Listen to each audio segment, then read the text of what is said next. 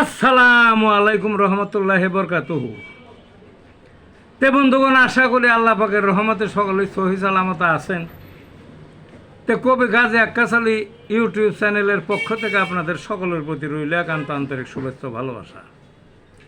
তে বন্ধুগণ, এখন আপনাদের সামনে গুরুত্বপূর্ণ যে বয়ানটা রাখবার চেষ্টা করব, বয়ানটার নাম হলো মানুষের কেন রোগ হয়। মানুষের কেন রোগ হয়, এক কথা যারা ধর্মে বিশ্বাসী, ইসলাম ধর্মে, তারা বলবো যে আল্লাহ পাক দেন। কথা তো ঠিকই, অবশ্যই ঠিক। আল্লাহ পাক না দিলে তো আর হতে পারে না।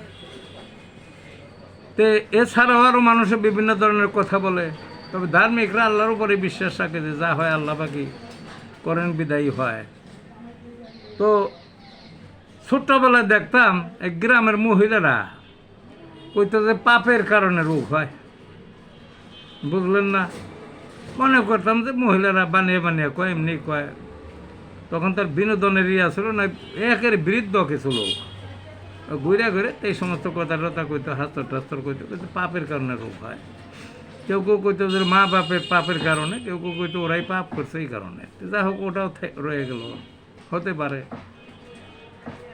তারপরে জীবনে এক সময় হোমিওপ্যাথি পড়লাম। পড়বার যায় শুধু হোমিওপ্যাথি না, টোটাল চিকিৎসা শাস্ত্রের ইতিহাস পড়লাম। ওখানে দেখা গেল চিকিৎসা শাস্ত্রের জনক মহাত্মা হ্যানিম্যান, ওই হিপোক্রেটিস, কি হিপোক্রেটিস, উনি কিন্তু চিকিৎসা শাস্ত্রের জনক, কোনো একটা শাখার না, সার্বিক চিকিৎসা শাস্ত্রের জনক। এবং আরও অনেক কিছুই তিনি লিখে গেছেন, করে গেছেন, বিশাল পণ্ডিত তিনি। তো যা হোক, সেই হিপোক্রেটিস মোটামুটি 4000 বছর আগে তিনি বলছেন যে পাপের কারণে রোগ হয়। তখন মহিলাদের কথা মনে পড়লো, এরা এটা পাইলো কই তেলে, অশিক্ষিত মানুষ, তো মিলে গেল। আবার হোমিওপ্যাথির যিনি জনক স্যামুয়েল হ্যানিম্যান, তিনিও বলছেন তাই, ওই পাপের কারণে রোগ হয়। তবে তারা বলছেন একটু অন্যভাবে। কীভাবে বলছেন? যে দুনিয়ার প্রথম দিকে মানুষের পাপ ছিল না, বা পাপ খুব কম করতো, রোগও কম, রোগ ছিলই না একরকম। আস্তে আস্তে মানুষ পাপ করা ধরলো, আর রোগ নামক জিনিসটা হইতে লাগলো, এবং পাপও বাড়তে লাগলো, রোগও বাড়তে লাগলো।